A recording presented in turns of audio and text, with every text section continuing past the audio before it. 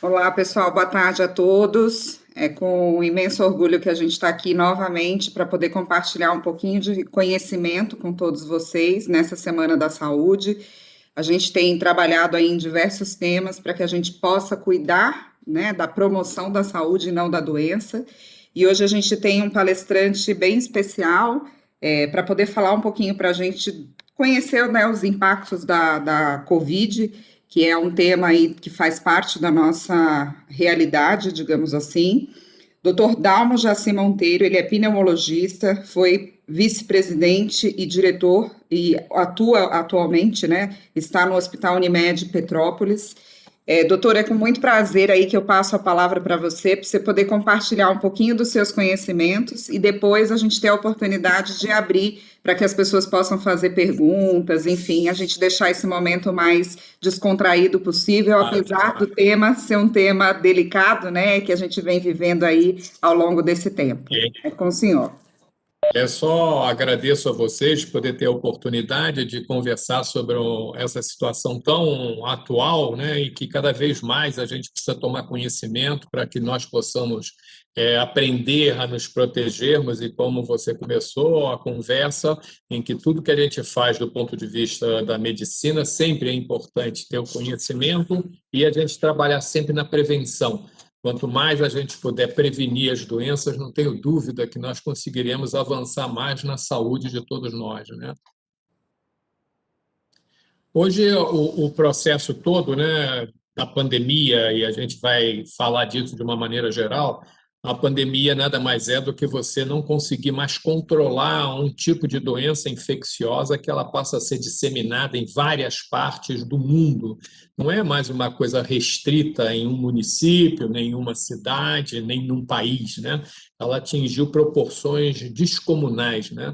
Nunca vista antes do que foi que aconteceu com a gripe espanhola, que todos vocês também têm ouvido falar, né? Nós não temos esse tipo de acontecimento há muitos anos, né? E não tenha dúvida que esse é um acontecimento que nós precisamos aprender a lidar com ele e diminuir a força dessa epidemia para que a gente possa conviver de uma maneira adequada. O impacto dessa pandemia ela é tão grande em que não vai representar somente o aspecto orgânico de uma doença que está sendo transmitida e causando várias mortes, né? Milhões de mortes, né? Não é uma coisa simples a gente abordar um impacto tão grande na saúde, né? E nós, profissionais de saúde, cada vez estamos ficando mais com dificuldade de encarar isso como tendo resolução, porque nós não estamos vendo fim. Nós estamos vendo coisas acontecerem cada vez de uma maneira mais grave, de uma maneira mais difícil, de uma maneira incontrolável, e isso faz com que a gente perca muita segurança no que está acontecendo com a gente. O que eu posso garantir a vocês é que todos temos responsabilidade em fazer a nossa participação nessa pandemia. E essa participação é fundamental não somente os aspectos que você possa proteger a você e a sua família, os seus amigos, mas o aspecto de quem tem conhecimento, divulgar para quem não tem acesso ao conhecimento. Muitas das dificuldades que nós temos tido é a falta de acesso a informações corretas, né? E aqui cabe a gente colocar sempre que um tipo de pandemia desse tipo tem tantas reações diferentes, tem tantos conhecimentos que estão sendo tirados no decorrer de 12 meses. Isso não é uma coisa simples, né? Não é uma coisa que a gente poderia ter visto uma infecção e que nós sabíamos que nós íamos ter que controlar e que daqui a 30, 40 dias estaria tudo equilibrado, né? A cada momento que a gente estuda a pandemia, nós vemos situações diferentes. E nós também vimos a diversidade tão grande que nós temos no mundo, né? E não é uma questão de desigualdade, é uma questão mesmo de diversidade, em que são culturas diferentes que encaram também as prevenções, as doenças e a assistência de um modelo totalmente diferente, né? Cabe aqui a gente salientar que o país mais desenvolvido do mundo teve uma dificuldade enorme para controlar a doença, porque não tinha e não tem nenhum serviço público. Os serviços todos são privados. Os serviços privados não estão acostumados a lidar com os aspectos epidemiológicos, os aspectos da disseminação das doenças, né? E como é uma sociedade muito desenvolvida, também eles estão mais preocupados com as doenças que são crônico-degenerativas, as doenças do envelhecimento, e não mais as doenças infecciosas, porque esses países avançados eles têm um saneamento muito adequado. Então, a pandemia ela surgiu de uma forma tão abrupta e que vem surgindo esses vírus exatamente na Ásia. E por que vem surgindo na Ásia, né? Porque eles cada vez mais, com o crescimento da população, eles também têm utilizado muito mais as zonas rurais, eles têm invadido mais as zonas rurais. A gente ficou muito espantado quando vimos na China cidades com 20, 30, 40, 50 milhões. Uma cidade do lado da outra, com dificuldades severas do saneamento, né? E a invasão do meio climaticamente vem criando dificuldades na China já há muitos anos. As grandes cidades chinesas já são poluídas há muito tempo. A gente sabe que tem efeito desses ambientes inadequados nos grandes conglomerados urbanos, criando situações incontroláveis. A gente vê a dificuldade da água que a gente tem nesses lugares, né, que você não consegue ter água em tantos lugares, né? E é um país em franco desenvolvimento que precisa se definir se ele vai proteger o saneamento dele para poder não acontecer o surgimento de doenças desse tipo, né? Hoje a gente sabe que o vírus surgiu de uma forma totalmente diferente, porque ele passou a conviver com os animais silvestres, e esses animais silvestres passaram a ser também consumidos e convivendo com uma população altamente concentrada, foi o que aconteceu na cidade da China, né? Hoje a gente sabe que esse tipo de vírus respiratório, o coronavírus, ele não é um vírus que seja transmitido pelos animais. Ele não entra no mosquito para depois o mosquito picar o homem, né? Ele vive no ambiente. E esse ambiente ele só consegue viver porque os humanos atravessaram os limites ecológicos dessas cidades, né? E isso é que tem feito essas transformações. A gente lembrando um pouco para trás, há 10 anos atrás, do vírus da influenza, nós tivemos um vírus importante que foi o H1N1, que causou uma epidemia, não uma pandemia, né? Mas que foi muito severa também, não causando tanta mortalidade, mas causando muita morbidade. Muitas pessoas adoeceram com H1N1 sem o agravo que tem o coronavírus. Mas o que eu quero considerar é que isso aconteceu no Japão, um país extremamente desenvolvido que teve um vírus que se transformou, de repente, um vírus da influenza, uma mutação e que criou esse H1N1 que se espalhou pelo mundo. As comunicações também internacionais, através dos voos, dos aviões, dos aeroportos, né, têm feito uma troca muito grande de pessoas entre os países, né? Isso também tem facilitado muito a transmissão desses vírus, né? Uma vez que esse vírus surgiu de uma transformação lá na China e que se apresentou para o resto do mundo, nós acabamos também tendo infecção generalizada, né? E com alguns grupos de risco muito maiores do que era somente os idosos. Hoje a gente tem visto que aquilo clássico que a gente fala, né, que os idosos que vão adoecer mais, porque a sua imunidade já foi gasta, eles já não têm a mesma resposta imunitária, e associada às comorbidades, quem tem doença cardíaca, quem tem diabetes, são todas doenças que influenciam a circulação do corpo da gente, a vascularização. E esse vírus acabou tendo uma predileção, entrando pela via respiratória, de causar alterações vasculares difusas, né?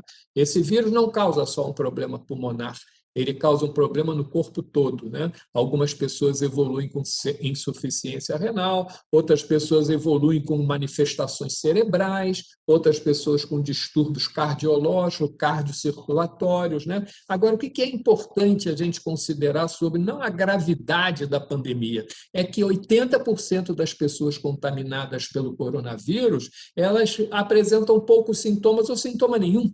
Então, são pessoas em grande quantidade que portam o vírus com elas, carregam o vírus com elas, e o vírus é transmitido com uma facilidade enorme.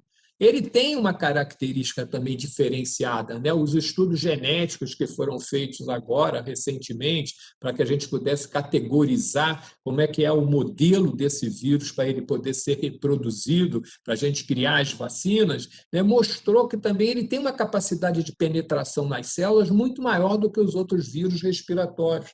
Então, é um vírus diferenciado, ele não é um vírus comum, ele foi um vírus que sofreu uma mutação, criando uma facilidade probabilidade dele entrar no corpo das pessoas muito grande. A doença ela começa, todas as vezes, pela via respiratória, né? E aparece com poucos sintomas. Os sintomas principais são como se fosse uma gripe, né? Um resfriado, que é com uma coriza, com um pouquinho de coceira na garganta, uma tosse seca, né? Um mal-estar leve, uma febre baixa, né? A maioria das pessoas passam como se fosse uma gripe leve, né? Esse processo pode se deter nessa região e ficar parado aí, não progredir, como ele pode continuar progredindo dentro desses aspectos da comorbidade, né? Quando ele atravessa esse limite, em poucas pessoas que aconteceram isso, né, que esses fatos foram progredindo, hoje fica em torno de 1,5% a 4,5% o número de pessoas com gravidade da doença, os sintomas aí ficam mais severos. Aparece a doença progredindo para os brônquios, progredindo para o pulmão, e nessa fase aparece a febre fica elevada, tem pessoas de terem 38, 39, 40 graus de temperatura, ela não perdura muito tempo, a febre fica durante uns 3, 4 dias e depois desaparece, surge uma tosse persistente, e essa tosse é uma tosse totalmente diferente do que seja uma gripe leve, é uma tosse que não melhora com nada, ela não melhora com xarope, ela não melhora com hidratação, ela não melhora com gargarejo, ela não melhora com descongestionante, ela fica o tempo inteiro incomodando a pessoa. Então, pessoas que começam com resfriado simples e que começam a tossir e têm febre, hoje a gente tem que pensar que seja coronavírus. E aí vai depender da evolução desse quadro para você progredir ou não, para você precisar procurar um sistema assistencial ou você pode ficar aguardando em casa. Agora, o que é o risco disso? Uma pessoa contaminada, ela hoje no nosso meio, com essa pandemia exacerbada nesses últimos meses, né, uma pessoa contamina mais 15. Então, uma pessoa carregando o vírus, ela vai participar com outras pessoas, ou no trabalho, ou em casa, com uma contaminação enorme. E isso é que está espalhando o vírus muito pelo nosso país, né? A gente não precisa comentar, porque vocês têm acompanhado isso o tempo inteiro, né? No grau de mortalidade, né? A mortalidade chegou a um tal ponto que é o ponto máximo que já aconteceram em outros países, quando você ultrapassa os 3.500, 3.800 mortes por dia. Então, isso significa que as pessoas vão chegar no máximo de mortalidade, um máximo de contaminação, e vai começar a reduzir isso porque o vírus se espalhou tanto na comunidade que agora você desenvolveu uma imunidade parcial, uma defesa parcial. Junto com isso, a gente também tem visto que a possibilidade da vacinação vai ser importante e contínua. Não vai ser uma vacinação só para a gente reduzir esse pico que está acontecendo da pandemia. A vacinação vai precisar ser permanente porque nós estamos tendo o surgimento de variantes com mutações genéticas, né? Hoje a gente já conhece no mundo 4 tipos de variantes. E essas variantes elas não vão diminuir, elas continuarão acontecendo, né? O vírus ele não tem interesse nenhum em matar o hospedeiro. O vírus ele quer sobreviver e sobreviver cada vez mais especializado. Cada vez ele quer fazer com que o hospedeiro sobreviva para ele continuar se reproduzindo e aparecendo cada vez um vírus mais potente. Ele não tem interesse em matar o hospedeiro, né? O interesse dele é que ele consiga sobreviver, né? E, por outro lado, é importante também, nesse momento que a gente está passando, que a gente entenda que os sintomas iniciais são os que vão determinar se a pessoa vai ter gravidade ou não. Então, é importante não só a gente procurar os serviços, mas a gente se olhar. A gente sabe quais são as reações melhor do que o médico. Todos nós sabemos quando você tem uma gripe, se é a garganta que está muito ruim, essa gripe agora está diferente, essa aqui agora me deu mais moleza no corpo, né? E uma característica desse vírus é que ele se espalha pelo corpo todo, né? Então você tem uma fraqueza muito grande. Então é difícil uma gripe por uma influenza ou por um outro arbovírus que você ficasse com ele parado, ele fica progredindo e vai se espalhando pelo corpo todo, dando muitos sintomas gerais, né? Um outro fato importante que só esse vírus tem causado, e é uma manifestação também por causa da via aérea, né, é a falta do olfato e a falta do paladar, né? Essa é uma característica importante que todas as pessoas que ficarem com uma gripe leve, que perderem o olfato, que perderem o paladar, precisa fazer o teste para ver se é o coronavírus, que certamente tem 99% de chance de ser. Então, todo mundo que tiver perda de olfato e perda de paladar, mesmo que tenha sintomas leves, né, precisa fazer o exame, né? E o exame que é o exame mais fiel, que é o exame do nariz, né, o tal do SUAB, do orofaringe, né, que é um exame que vai tirar todas as dúvidas, né? O que esse exame faz? Esse exame ele mede o RA mensageiro, né? Mede o código genético do vírus. Então, só esse exame, que é o exame molecular que a gente faz do teste do Covid, que é que vai dar o resultado positivo. Ah, mas tem importância a gente fazer o teste do dedo? Tem importância fazer o teste do dedo, mesmo com os falsos positivos e com os falsos negativos, porque é um exame que você pode espalhar na comunidade toda com resultado imediato. Então, você consegue selecionar dentro da população, né? Então, a gente não tem um teste só para a gente poder orientar a população. A gente tem vários modelos de teste que vai depender do próprio poder das secretarias de saúde, dos municípios, de controlarem a infecção. Por exemplo, hoje, que a gente está nessa dúvida, abre escola, não abre escola, deixa a escola fechada, não deixa a escola fechada, tem professor que está contaminado, tem professor que não está. Está na hora da gente testar esses profissionais, está na hora da iniciativa ser da própria escola. Eles é que sabem quantos professores têm, eles que sabem quantos estudantes têm. Então, é um momento importante da gente testar. E tem também surgido novos testes, também da via aérea superior, muito eficientes, né? Que não são tão onerosos, né? Porque um teste que a gente faz no dedinho é um teste rápido, é um teste barato. Por outro lado, se você faz um teste desses que é especializado para medir o código genético do vírus, ele é muito caro. Então, não dá para a gente espalhar isso para a população toda. A gente teria mais gastando dinheiro no diagnóstico do que no tratamento. Tá? Então, essa não é uma coisa que a gente faz epidemiologicamente. Mas, de qualquer maneira, acho que a gente testar as pessoas que estão necessitando voltar ou continuar no trabalho é importante para que a gente possa fazer os afastamentos, os isolamentos sociais, a proteção das suas famílias. Né? Hoje a gente tem sentido muito isso. Aqui em Petrópolis, nós temos uma situação interessante. Petrópolis tem 32% da sua população com mais de 60 anos. Petrópolis é uma cidade que tem muitas pessoas idosas, né? E os idosos que nós temos em Petrópolis, nós temos a maioria deles saudáveis. Não são pessoas doentes, são idosos saudáveis. Por quê? Porque são idosos que sempre se cuidaram, são idosos que eles fazem acompanhamento, são idosos que tomam seus remédios. Então, nem todo idoso é imunodeficiente. A maioria dos idosos bem cuidados, que se alimentam adequadamente, que fazem seus controles de diabetes, de hipertensão, de DPOC, são idosos que são imunocompetentes. Por isso que a gente está vendo a curva do diagnóstico, a curva epidemiológica mudando para os mais jovens, porque cada vez mais os mais idosos não tiveram mais as suas contaminações. Quando tiveram as suas contaminações, foram leves, não evoluíram todos esses para a gravidade, e agora a gente está vendo isso acontecer com os mais jovens, que têm se exposto também mais. Né? Hoje a gente também tem alguns fluxos importantes dentro das comunidades, dentro das cidades, que são esses cuidados necessários da prevenção e que muitas pessoas não têm conseguido ter essa proteção, ou porque utilizam um serviço de transporte, ou porque têm dificuldade nos seus trabalhos, ou porque têm ambientes onde eles vivem, tanto nas cidades quanto nos lugares que são mais afastados. Né? Então, a gente tem visto uma concentração muito grande dos casos nos grandes centros urbanos e nas cidades com grandes aglomerados. E essa curva está mudando, né? Ela está pegando mais as pessoas mais jovens. E muitos deles não têm nenhuma outra doença. Nós temos visto doentes com formas graves e não tem nenhuma comorbidade associada. E isso é o poder do vírus que está circulando e com o surgimento de novas variantes. Né? Então, acho que o cuidado maior que a gente agora precisa ter, já conhecendo que esse vírus é um vírus que tem uma competência em fazer uma contaminação tão grande, é a gente se preparar para se proteger mais. Né? E aí tem toda essa discussão, se a gente tem que usar a máscara, aonde que tem que usar a máscara, quando que tem que usar a máscara. Né? Eu acho que a gente só deve tirar a máscara quando ficar cansado dela. ficou cansado da máscara, tira a máscara, né?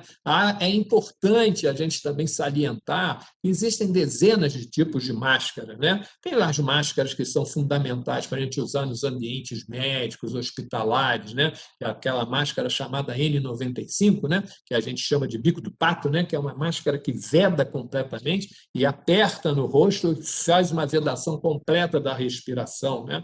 Tem as máscaras que são mais simples, né? Que são as máscaras de pano, tem as máscaras cirúrgicas, né? O que é importante das máscaras? Não pode se usar máscara que não tenha duas faces. A gente tem que usar uma máscara de pano que tenha duas faces. Elas precisam ser porque é o que filtra mais o ar e impede a penetração do vírus, né? Usar máscaras que sejam também as máscaras de malha, a mesma coisa, né? Elas são mais confortáveis porque não apertam o rosto, mas elas também protegem muito. Usar uma máscara de pano simples com uma máscara cirúrgica também é eficiente, né? Agora, o importante é não ficar manuseando a máscara, né? Botou a máscara, ajustou, está bem presa no rosto, né? Não está caindo do nariz, né? A máscara está adequada, não está te apertando.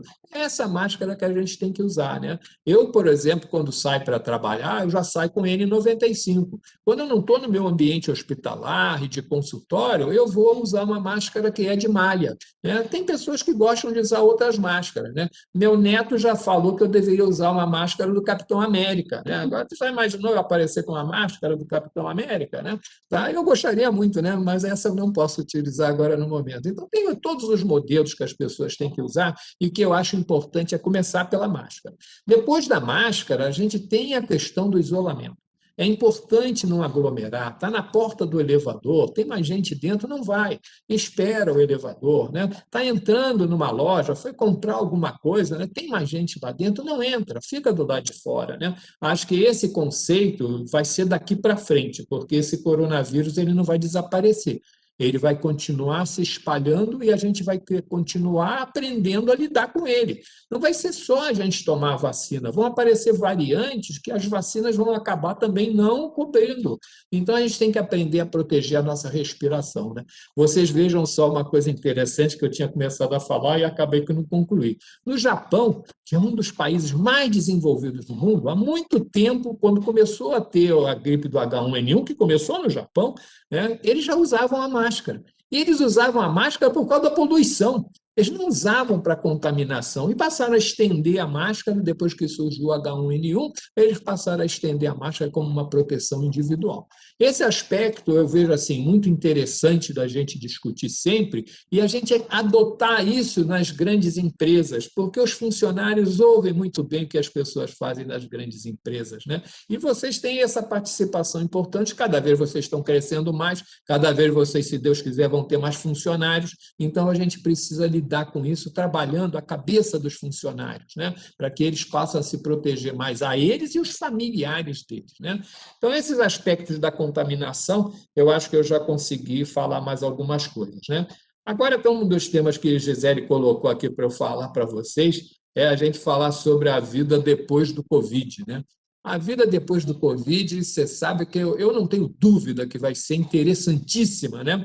Porque todos nós conseguimos agora, com algum tempo que a gente passou a dispor, a gente poder ler algumas coisas, a gente olhar para algumas coisas que talvez a gente estivesse do nosso lado e nós não estivéssemos percebendo, né? Eu, teoricamente, diria para vocês que a vida pós-Covid será tão boa quanto a vida de hoje, tá? Porque a vida da gente não está mudando por causa do Covid, né? Nós precisamos entender que isso é passageiro.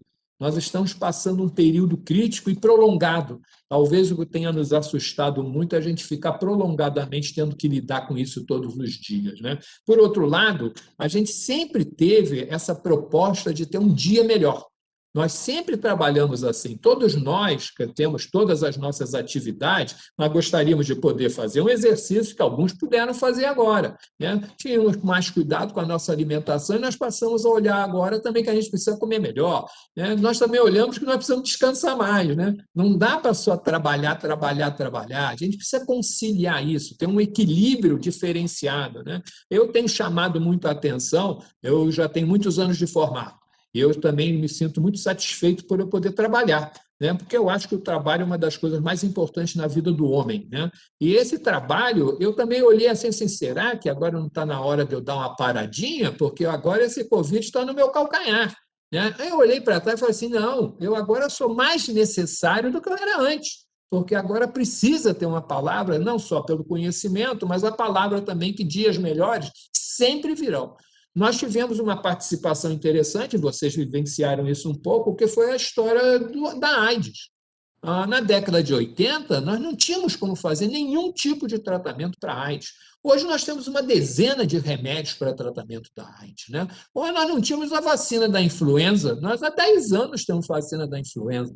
Então, eu já passei profissionalmente por várias etapas de doenças graves e torço para que a gente possa continuar descobrindo novas maneiras de tratar essas doenças graves e diminuir essa morbidade, né? E vocês vejam uma coisa, outro dia eu estava pensando sobre a história da dengue, da zika e do vírus, né? A gente não consegue descobrir uma vacina para dengue. Hoje já tem 4 tipos de vírus e nós não descobrimos. Será que se nós tivéssemos todo esse empenho que fosse uma coisa pandêmica ter dengue, nós não descobriríamos uma vacina, né? Então, veja assim, a indústria farmacêutica também, ela está dormindo no ponto. Ela estuda as doenças, né? Mas tem algumas doenças que não valoriza porque não tem tanta gente adoentada, né?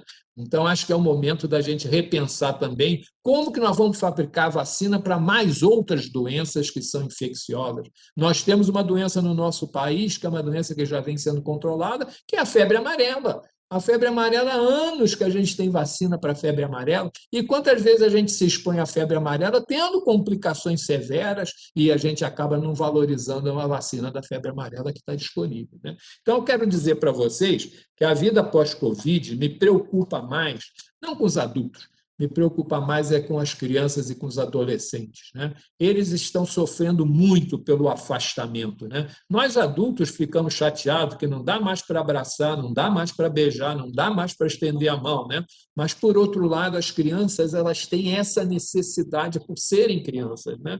Então é importante a gente trabalhar para a gente poder abrir as escolas, né? E as crianças nas escolas, elas conseguem ficar mais protegidas do que fora da escola. Fora da escola, elas vão se expor mais, elas vão ficar sem se alimentar, elas vão ficar com dificuldade de serem controladas. Então, é melhor a gente ter a escola, que a escola controla melhor as crianças. É claro também que os estudos têm mostrado que a vacina para as crianças estão acabando de ser estudadas e o resultado com as crianças é espetacular. O resultado com as crianças fabrica 100% de anticorpos. Então, a hora que a gente conseguir ter mais quantidade de vacinas e estender para as crianças, elas ficarão mais protegidas, tá? Então, a vida pós-Covid, eu acho que vai ser mais importante mesmo para as crianças. E todos os traumas que a gente tem das perdas, esses eu acho que vai ser difícil a gente conseguir encarar. Tem famílias inteiras dizimadas. Tem famílias inteiras que perderam seus entes mais queridos, né? Não é o falecimento de um velhinho porque era doente, é o falecimento de pessoas rígidas, de pessoas normais, que conviviam com a gente. Então, esse impacto nas famílias, eu acho que vai ser difícil a gente sobrepujar a curto prazo, né? Mas, por outro lado, a gente precisa encarar que a gente não tem só um velhinho em casa. Na minha família, eu tenho ainda mais uma meia dúzia de velhinhos. Então, acho que a gente precisa continuar trabalhando para que esses velhinhos possam sobreviver de uma maneira adequada, né?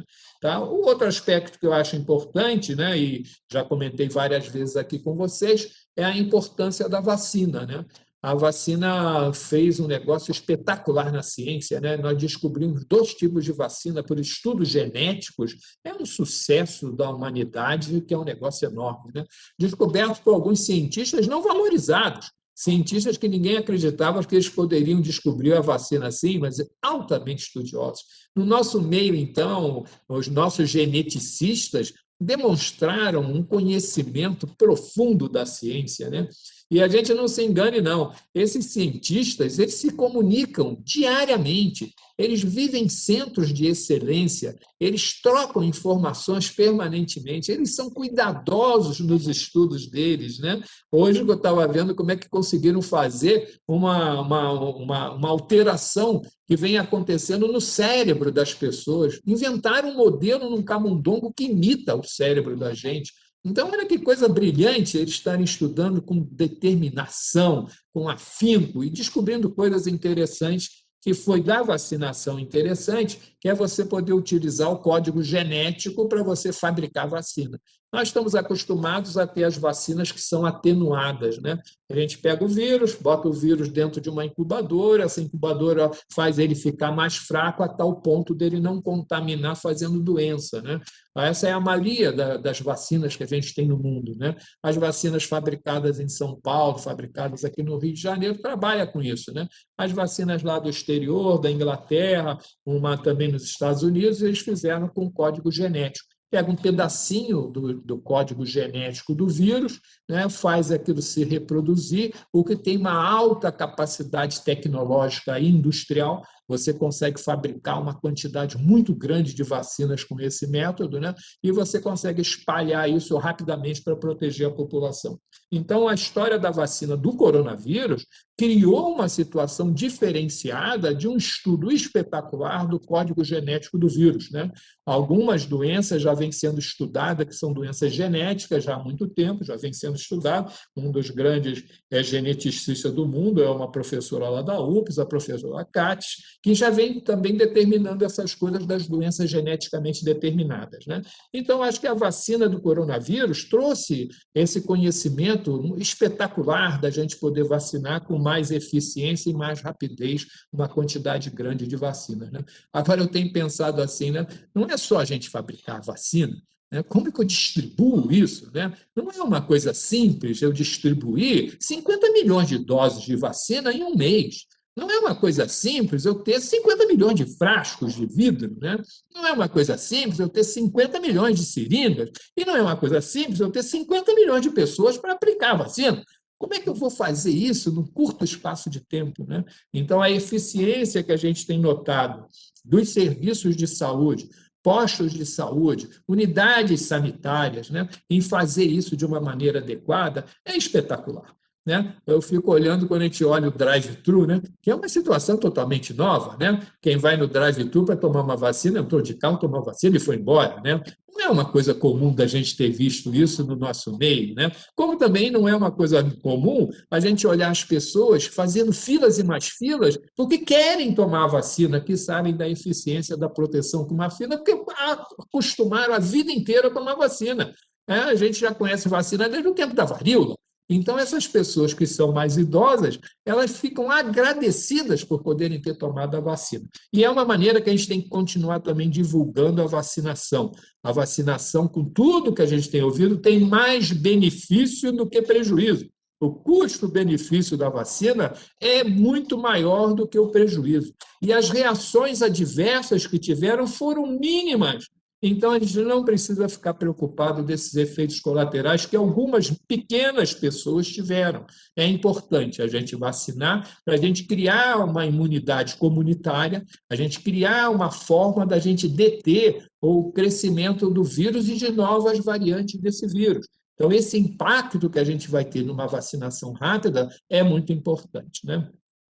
Gostaria de falar para vocês também sobre o que a gente tem também visto a respeito de faz fechamento completo, não faz fechamento completo.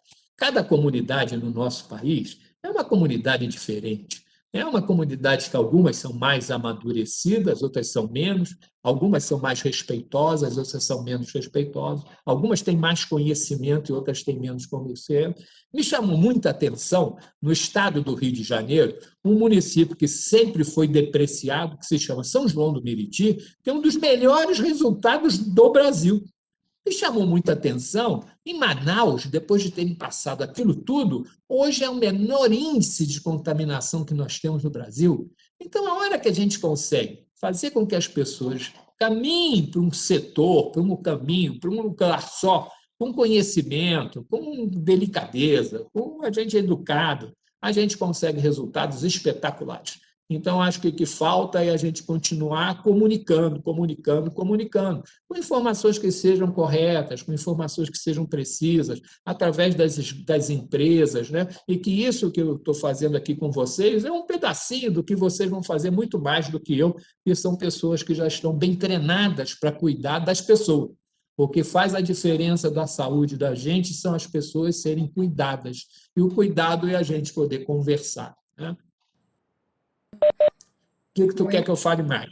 Muito bom, doutor. Imagina, eu acho que é sempre muito interessante a gente ter esses insights, né? Principalmente de alguém que está à frente aí desse processo como médico, né? Eu até tenho algumas perguntas aqui no chat, mas anotei alguns pontos que eu gosto sempre de reforçar na fala de vocês que brindam aí a palestra, né, com essa questão do conhecimento. Então, quando o senhor trouxe esse contexto de quem tem conhecimento precisa divulgar, né? E eu acho que essa é uma responsabilidade de todos nós, não só de Sim, vocês, né, especialistas, mas também da gente que o tempo todo está em contato com informações fidedignas, né? Porque a gente tem essa preocupação, principalmente aqui nas AIS. Além disso, né, de divulgar, a gente ter esse cuidado não só com a gente, mas também com o próximo, né, e ajudar a estimular informações que são verdadeiras, como a questão da vacina, né, a gente tem visto aí bons resultados, então, como o senhor mesmo disse, tem mais benefícios do que malefícios, né, e a gente precisa ter isso em mente. Um outro ponto que o senhor trouxe, que eu acho que é super importante, é que a gente tem visto aí problemas da Covid impactando no corpo todo, né? E aí o ponto principal é qualquer sintoma inicial a gente precisa estar muito atento, né? Porque a gente se conhece. E eu acho que isso casa muito com o que a gente faz aqui na Semana da Saúde, né? Não é uma semana em específico, mas é todos os dias do ano a gente se preocupar em como que a gente cuida da nossa saúde e não da nossa doença, né? Porque as pessoas tendem a cuidar da doença. Um outro ponto importante que o senhor trouxe é a questão do testar, né? A gente tem feito isso aqui na empresa, o cuidado, principalmente em casos que a gente percebe que tem qualquer tipo de suspeita, né? Digamos assim, para que a gente possa não só cuidar da pessoa que eventualmente tem algo, mas também das pessoas com quem você se relaciona. Um outro ponto, né, que o senhor trouxe, a questão de preparar para se proteger mais, né? Então, assim como a gente tem que aprender a lidar com o vírus, né? A gente tem que estar o tempo todo fazendo aquilo que está nas nossas mãos, né? Que é o que a gente fala sempre. Então, é usar a máscara, né? Por mais cansativo que seja, tem um meme que o senhor deve ter visto aí no mercado, onde as pessoas fazem até uma analogia, né?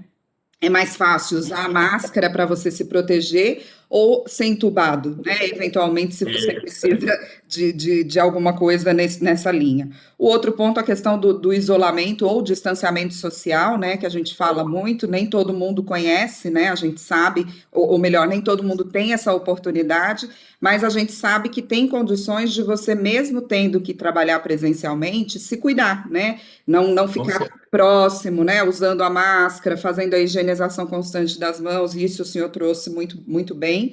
A confiança na ciência, né? O que a gente viu de evolução ao longo desse último ano, né?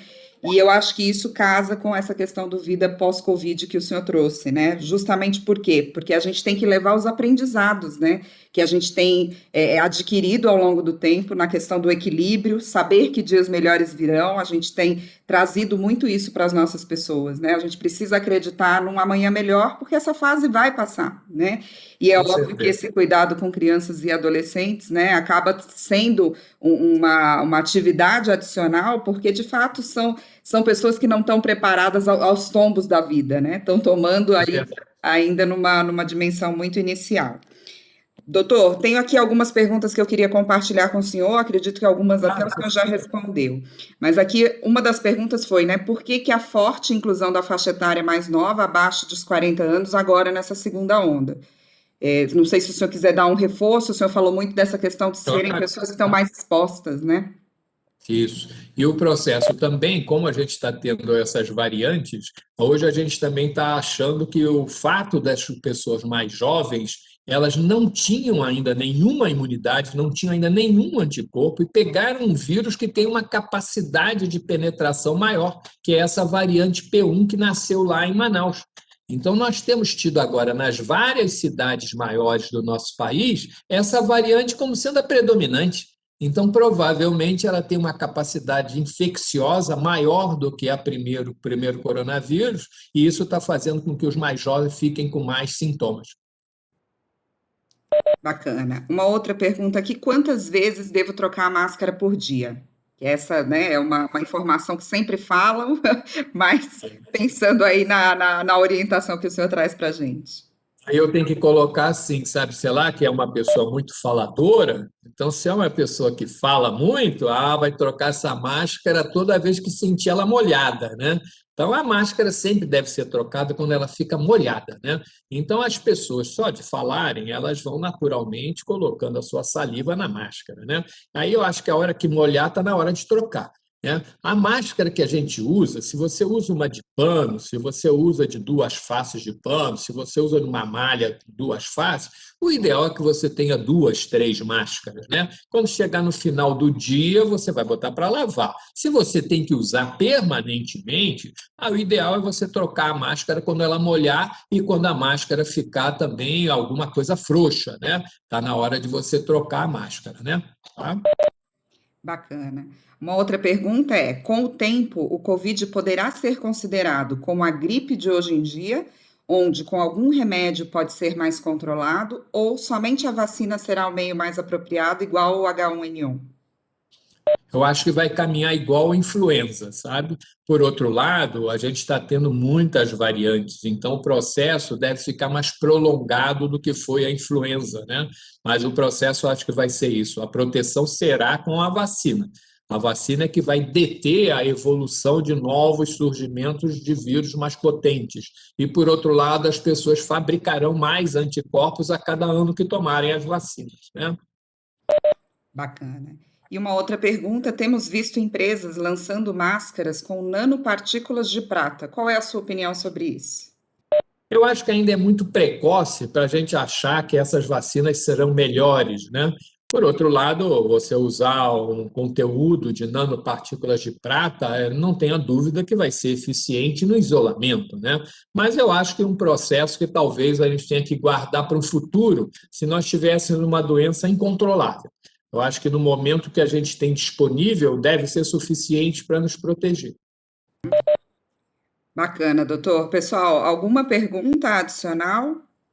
Acho que, assim como o senhor trouxe, né, a gente está aprendendo a cada momento, né, com as informações que a gente vai vivenciando dessa doença, né, o que que é mais adequado ou não, apesar das recomendações serem recomendações que ainda são simples, né, que se a gente seguir Com de certeza. uma maneira assertiva, com certeza a gente consegue conter mais essa questão da propagação, né, do vírus. Com certeza. O processo é esse mesmo, sabe? É você procurar utilizar práticas consagradas para que você possa se proteger.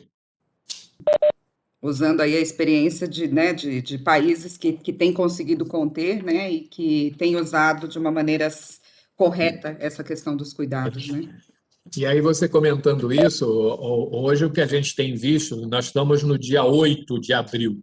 Se nós conseguirmos ficar isolados até o dia 15 de abril, nós vamos reduzir em 50% a contaminação no nosso país.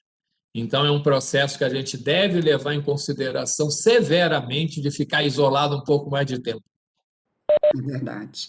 Mais uma pergunta, doutor. Devido ao vírus estar tendo mutações, a forma de se contaminar também está sendo alterada? Não, não, a contaminação vai continuar sendo a mesma forma através da via respiratória. Por outro lado, nós vamos ter mais pessoas jovens contaminadas, assintomáticas. Então, nós vamos ter essas variantes andando com mais facilidade com as pessoas jovens que têm tido uma mobilidade maior. Então, as variantes poderão se disseminar rapidamente. Que basicamente é um pouco do que o senhor trouxe no início, né? 80% das pessoas não apresentam sintomas, né? E esse Por é o aí. cuidado adicional que a gente tem que ter. Pessoal, alguma pergunta adicional para o doutor Sim, tem uma Dalmo? aqui no chat, mas acho que não foi para todos. Eu queria tirar essa dúvida se o vírus consegue sobreviver em superfícies, igual você falava muito no começo. Por exemplo, eu vou no supermercado, eu fico querendo pegar os itens mais altos, assim, imaginando É. que estou neles. Acho que esse processo também nós tivemos muita dúvida, né? A ciência teve muita dúvida se o vírus sobreviveria nas superfícies. A gente tem vários estudos que mostram que ele sobrevive nas superfícies de 2 a 3 horas. A pessoa, para poder passar o vírus por uma superfície, ela precisa ter o perdigoto, ela ter a via aérea dela que seja contaminando a superfície. Então, não é uma coisa simples você contaminar se você tiver de máscara. Então, só as pessoas que não usam máscara, que entram nos comércios, no supermercado, e tossirem em cima desses objetos, né? Aí que o vírus vai chegar. Então, o que eu quero considerar? As superfícies são menos contaminantes do que o contato entre as pessoas. Então, acho que o ideal não é a gente fazer uma higienização rigorosa, é a gente ter o cuidado que, se você saiu de casa e foi para um ambiente que você não conhece, você precisa fazer a higienização desses objetos.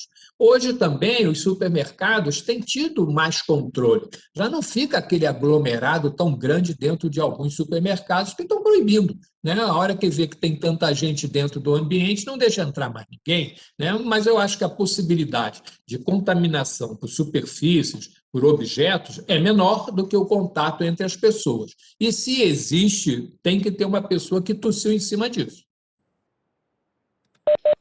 Legal. Bacana. Obrigada, Ariane. Uma outra pergunta, doutor. É fato que alguns tipos sanguíneos são mais sensíveis à gravidade do Covid? Olha, esse estudo ainda não está concluído, não, sabe? E essa história é uma história antiga, que quando a gente fala de grupos sanguíneos, a gente tinha muito pouco conhecimento das reações que o sangue tem. Por outro lado, existem algumas terapêuticas que são antigas, né? Que eram as pessoas fazendo tratamento sanguíneo, né? Tira o sangue de um lado, bota o sangue para o outro, né? E que essas pessoas teriam mais imunidade, né? Provavelmente ela está estimulando o seu próprio sistema de defesa a fabricar anticorpos eficientes para poder protegê-la, né? Hoje a gente sabe que o grupo sanguíneo que dizem, ainda não tem nenhuma certeza disso, que seria o mais deficiente, seria o O negativo, que na realidade a gente chama de O, mas ele deveria ser chamado de zero, porque ele não tem antígeno. Então, esse seria o grupo sanguíneo que teria mais dificuldade. Nós não vemos as pessoas que têm doenças hematológicas, que têm alguma doença que faz diminuir a força do seu sangue, terem tido mais Covid. Então, é pouco provável que tenha influência dos grupos sanguíneos, mas nós ainda não temos nenhum estudo ainda que possa comprovar isso. Ok. Pessoal, mais alguma pergunta que vocês gostariam de fazer, seja no chat ou abrindo o microfone? O pessoal está pouco inspirado, hein? Eu vim aqui preparado para ficar respondendo a vocês até 10 horas da noite. Não, doutor, mas aí, ó, teve aqui a contribuição, excelente explicação e palestra, ou seja, o senhor foi super assertivo em tudo que o senhor trouxe para poder compartilhar conosco. Gisele que me orientou. Doutor, tem uma outra pergunta aqui agora que eu recebi. A vacina da Vai lá. gripe tem alguma contraindicação para pessoas que eventualmente tiveram Covid? A gente tem recomendado que as pessoas com febre não devem tomar a vacina para influenza. Precisa dar uma diferença de 14 dias entre uma imunização e outra. Quem está tomando a primeira dose da vacina do coronavírus não pode tomar influenza com menos de 14 dias, né? Então, essa distância que a gente tem recomendado. Provavelmente, a gente também vai fazer a campanha de influenza um pouco mais tarde, porque agora é um momento que todos estão sendo vacinados e é o mesmo grupo de risco que são as pessoas com mais de 60 anos de idade. Então, a gente recomenda que se espere 14 dias para tomar a vacina da influenza.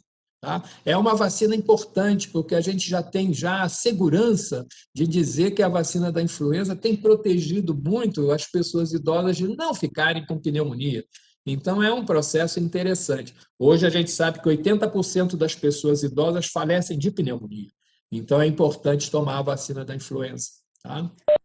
Esse é, inclusive, um movimento que a gente vai fazer aqui na empresa, doutora. A gente está fechando, né, essa questão da contratação das vacinas para quem está em Petrópolis e quem está fora, a gente vai fazer um reembolso, mas pensando justamente nessa condição de imunizar e a gente não ficar na dúvida, né? Porque como tem Com sintomas certeza. parecidos, né?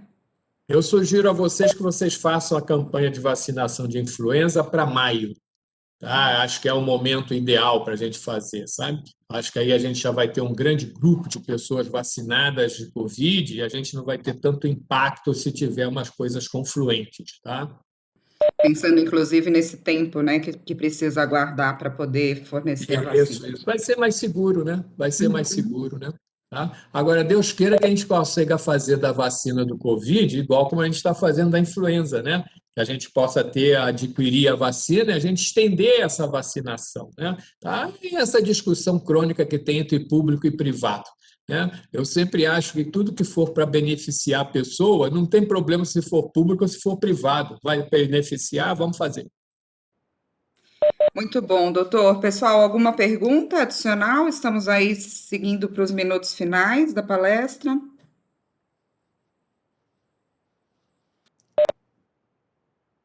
Eu acho melhor, Warren, você estender o tempo.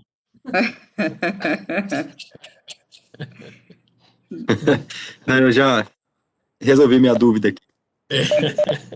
Muito bom. Estava indo paranoico no mercado, não dá. Não dá, né? Mas a gente fica, é verdade. Doutor Dalmo, queria agradecer muitíssimo a sua disponibilidade, a sua atenção. Nada, gente. Momentos como esses são sempre importantes, né, para sair um pouco daquele contexto mais formal, mas é um assunto sério, mas eu acho que o senhor trouxe com toda a leveza para a gente. E eu Sim. acho que a mensagem final que fica, se o senhor puder, em algumas poucas palavras, né, deixar aí a mensagem para que todos saiam daqui com isso em mente, o que seria? Eu digo para vocês com a maior segurança, né? Nesses momentos a gente sempre fica imaginando e a gente deve ter essa fé que Deus nos proteja, né? Nesse momento eu tenho tido absoluta confiança que Deus nos proteja mais do que tem nos protegido sempre, tá? Muito obrigado, doutor. Muito obrigado. Pessoal, obrigado pela conexão aqui com a gente. Nós vamos fazer um sorteio ao final do dia e as pessoas que forem sorteadas nessa palestra, assim como as demais, a gente vai compartilhar na semana que vem. É só uma forma de reconhecer vocês que estiveram conosco. Amanhã a gente tem mais conteúdo, não em formato de palestra, mas em formato de comunicado. Aproveitem e a gente está gravando também esses momentos para poder compartilhar com aquelas pessoas que não puderam participar ou que queiram ver novamente em outra oportunidade. Muito obrigada, viu, doutor Dalmo? Obrigado, gente. Boa tarde para vocês. Bom serviço. Obrigada, boa tarde. Boa tarde a todos.